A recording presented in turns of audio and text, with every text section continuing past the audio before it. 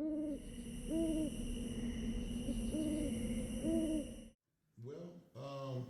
and that's a great question. When I got out of the military, it was it was kind of fun. It was a funny thing. I came back from Europe, and once I got back into the States, my cousin, I was like, you know what, I wanted to take a break for a second. So I actually left. I was in Norfolk, Virginia. I was stationed in Virginia, so I left Virginia, and I came back to Atlanta. And at that time, Atlanta was turning into what it is now. You know, it was the Olympics had just came and left. It was new money in the city. It was jobs in the city. Everything was, it was big. Atlanta was the new Mecca, you know, for everything going on. So a lot of people was moving to Atlanta. So coming back from Europe and then coming to Atlanta during that time, Freaknik and, you know, and all these times, like it was totally different because now I had never been exposed to money, like a lot of money, you know, like at one time, like you had a check and basically in the military, if you don't have rank or a high rank, you know, everybody, you know, they give you everything on credit because they know you're going to get a check. So, you're not making a lot of money. You know, you're making enough to basically get to the next check, you know, for the most part, you know, pay your bills.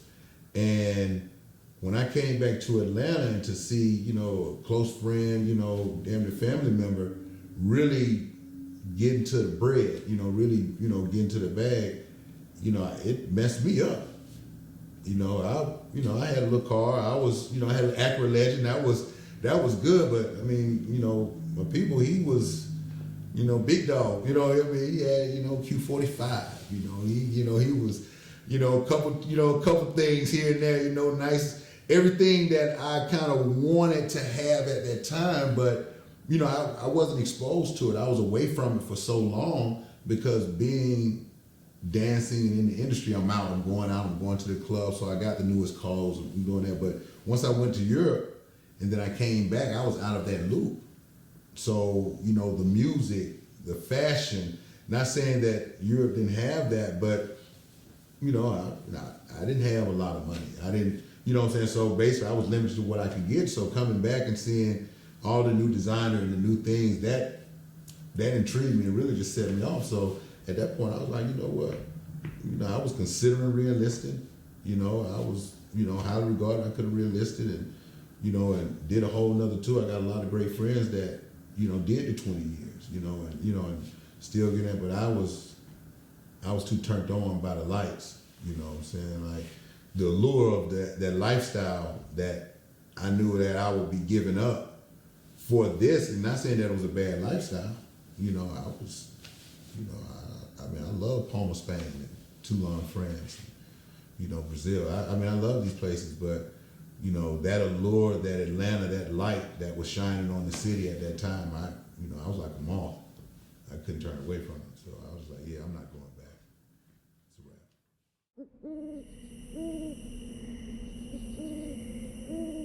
Just in the streets, man. You know, these are all major motion pictures that I could tell right now, but we were just doing anything that was popular and popping in Atlanta. You know, any type of hustling. You know, we were just hustlers. You know, I mean, I've sold shoes out the back of the cars. I've, you know, had the accounts at the Paramart, sold jewelry. We, very, very much, you know, strip club, you know, veterans. So, you know, a lot of those shenanigans and, you know, marijuana. So it was a lot of things that, you know, being in that city and being in that lifestyle, you either was into it or you were someone that was in your immediate circle was. So yeah, you know, not saying that I did this or did that, but I guarantee you it was someone next to me that, you know, that was doing it or did it. You know, so that exposure, you know, it gives you that hot boy, you know, that when I say city boy, that gives you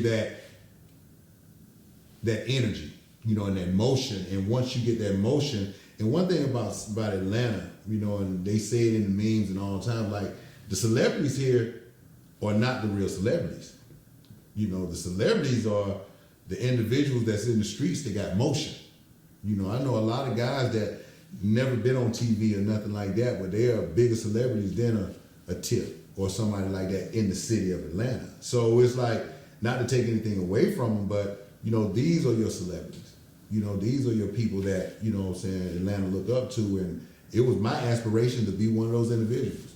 You know, I love going to the Gentleman's Club or to Nicky's or Magic City, and, you know, Magic see me and tell me to come on in, or, you know, or going to 112 back, you know, when it was jumping, you know what I'm saying? Like, that was a culture back then, you know, and if you were one of the individuals that could go to the front of the line where it's hundreds of people out there trying to get into a club, and when they see you, they, you know, and you like, I got all, you know, and you walk in there, and I mean, to be in your 20s and experience that, that's what that was about. You know, that was what life was about. You know, and you couldn't have told me no different at that time.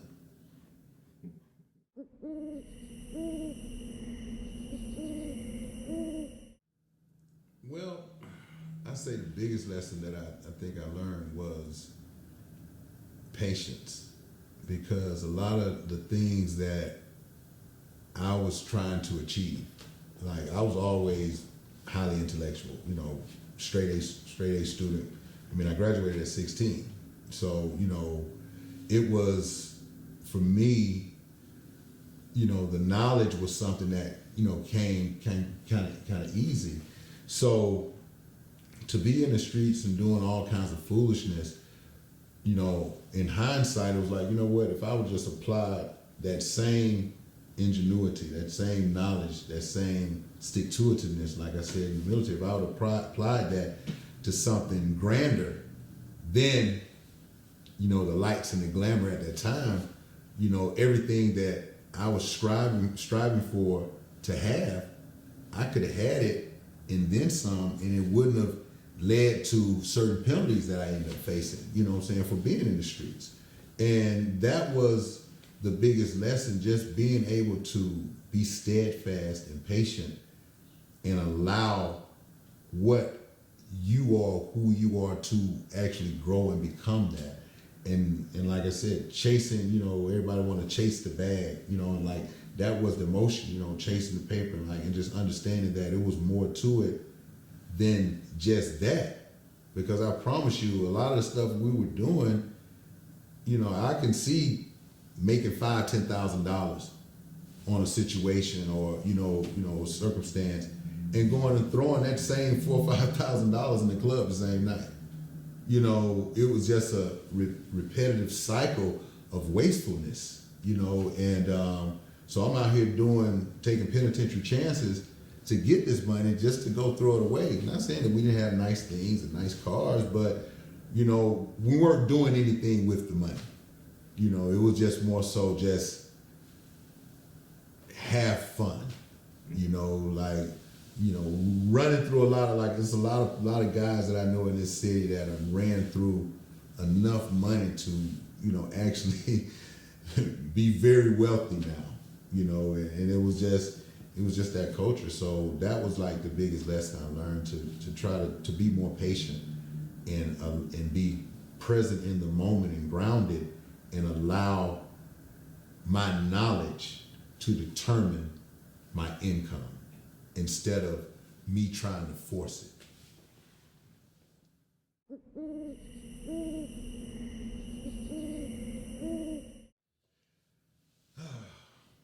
Yeah, I do. I do remember that day. It was a cold Sunday morning. I was just playing. It was just a shock.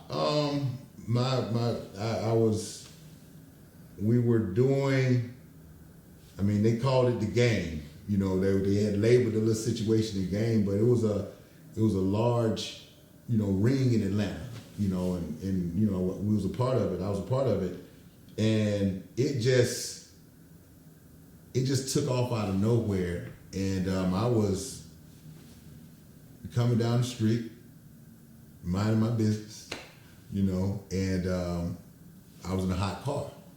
I think it was a Lexus, if I'm not mistaken. And, Jay-Z, GS'd up, 3S'd up. You know what I'm saying? I was, GS 300 and actually about to go and sell it. And all of a sudden, hear a helicopter and I see, a lot of commotion. I'm wondering what's going on. Lo and behold, they looking for me. And so basically, what happened? They had put the car had some type had a tracker on it, and they came and took me in, to jail, and and that was my first time, being in any trouble other than I did get in trouble one time in the military, for fighting, and that was a court-martialable offense because it was a battle, and so you're not supposed to do that. So that was my first time really being a civilian getting in trouble, and everything they say about it, the handcuffs, the ride to the jail, the holding cell and trying to make bond and all that, all the stereotypes, they go through your head. And the only thing that was, the crazy part about it, the only thing that was going through my mind was, I need to get out, I need to make bond so I can get back to it. I wasn't scared like, okay, this is it, this is my last time doing this and nothing. I needed to make bond to get out, to get back to it. That was how into that lifestyle I was. I wasn't really thinking about the ramifications. Like, shit, this is my first offense. Man, they about to give me probation. About to go ahead and take this little money out of me, get a lawyer. And so that whole mentality was warped. And I didn't have no one around me to tell me any different. Because we was all brainwashed. We were all into that. Shoot, I mean, call, hey, how much is it? Y'all coming with the bond money. All right, cool, boom, get out. And so it was just, it was just a frequency, and then when it got to the point where, they wouldn't allow the bond, and now you have to take the time. I'm not about to go to trial. That's the long way around.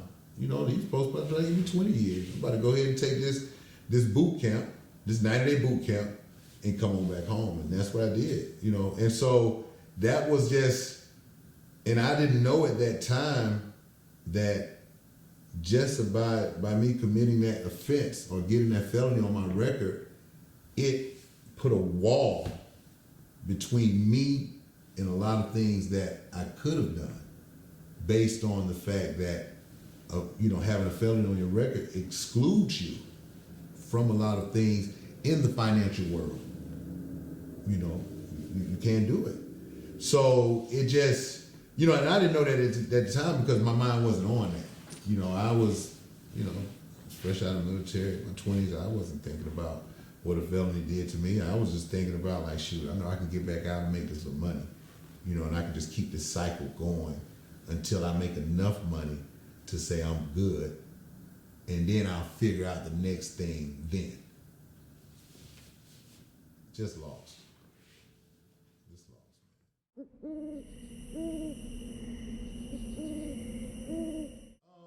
That first time, 90 days. Yeah, that wasn't the last time, because like I said, I was still foolish, probation violation. Then I went back and then I did 9 months, on the violation. But that led to a lot of probation. And then, once you're on probation, there's always that looking over your shoulder and, and have to report. And, at the time, I like to smoke weed, so every month I'm smoking up until the day before and, trying to flush my system. You know what I'm saying? I'm doing all this every month, and it's like, I just look back on that and like, Lord, I used to just torture myself, month in and month out, instead of just doing the right thing. And then, not to mention I'm a veteran, honorable discharge, I didn't have a college degree, but was accepted to a lot of colleges due to, how I graduated and everything. So I didn't really want to go I didn't really have the want to go back to school. I didn't want to do that. So, it kind of made the job market a little difficult, having that felony. So, me being, the hustler, the entrepreneur, or the entrepreneurial spirit that I was, I started working, little jobs here and there. And then Jermaine, Jermaine was actually, he was working for this headhunter company, his IT company. And he was like, man, he said, I know you was looking for a job. Told me he was looking for a job. And I was like, yeah, I definitely need something, man. I was working at a car wash. Yeah, I worked at the car wash. But I love working at the car wash. I love detail. I love cars, and I was, it might have been an opening somewhere where I can make a little money. And so once he told me about that job, I went to it. They hired me, and it was for Bell South and Lucid Labs, and it was a data entry position, and it was paying really good money. Even though it was a headhunter, it was paying good money, and that was like that one job put me back in corporate America and kind of pulled me away from what I had going on. It was like a breath of fresh air, because I was able to make great money, and do all the same stuff I was hustling, making sporadic money doing, but I was doing it legally, and so I was, at that time, I was bringing home about $1,900 a week, and so, being a young man, bringing home that kind of money, legally, it was like, okay, I can see myself doing this. And, and that was kind of like a hiatus that I had away from that lifestyle. But what kept pushing me back into it was the people around me. They were still into it. And then, I still like to go, I was still in Atlanta. I still like to go to the strip clubs. I still like to, hang out do all the things that the hustlers were doing in Atlanta. But I'm, every morning, I'm down there on the Vista Road, at Bell South, at the desk, doing my thing. But I get off at 6 o'clock, I'm at Strokers, so I'm living a dual world. A lot of times I wasn't coming in, I would come in, shower, put my clothes on, go right back to the office. So, I was 1 foot in, 1 foot out, but Bell South was like a job that really allowed me to, have a taste of corporate America and kind of feel like myself again, so to speak. Because, like I said, I was spiraling. It wasn't a good thing either, Not to mention the people that I was putting through there, my mom, and, my sister, and and everybody that saw me having such a bright future. Oh man, you could have been so much. You could have been the president. You could have been this. You could have been that. But we all pick and choose our battles.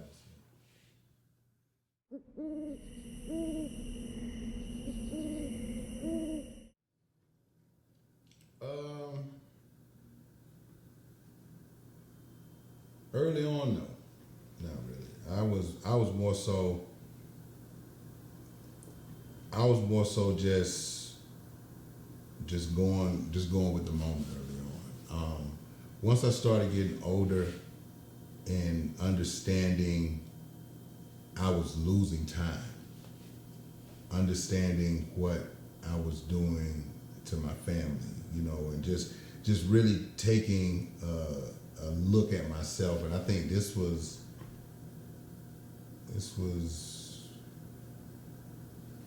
like 2007, 2008.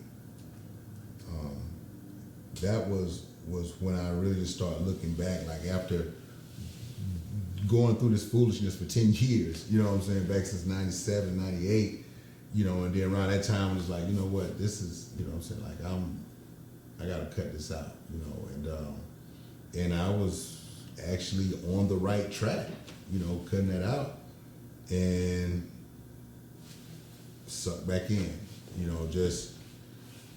and it was just more so being loyal, and it wasn't something I was trying to be in. I was just, helping somebody out, and ended up sucked back in, and that was, and I think that, and I know that moment right there when that happened,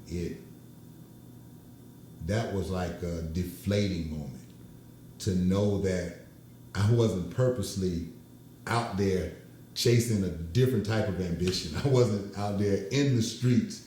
I'm literally working every day. I'm literally doing everything I'm supposed to be doing, and it just got off paper. It wasn't on no paper or anything. So it was no probation. So I was just really, for the first time in a minute, just free. And and that happened, and it just felt like a spiraling, out of control, like, type thing. Like, I felt like for the first time I just had no control over my life.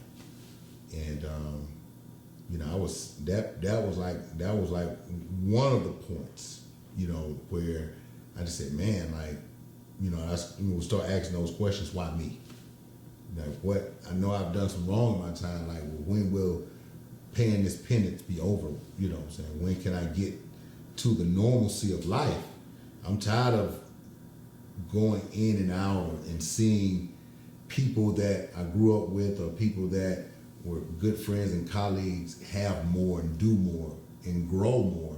And I knew that I had the potential to be more, but I wasn't taking hold of it. Like, it was just a disconnect. It was something missing, and I didn't know what it was. I couldn't put my hand on it. I didn't know, like, I never, just knowing about a mentor, or, anything like that. That's not something that was taught. That's not something that I knew about. So me thinking of having a mentor, or knowing, how to ask for help in a situation like that, or, to change the trajectory of my life. Like, I've never heard nobody in my family say, what is it going to take to change the trajectory of my life? When the last time you heard someone say that, during, that's not something that I had ever heard. So, to now look at myself and ask myself that question, like, what I need to do to change. That was a big point right there.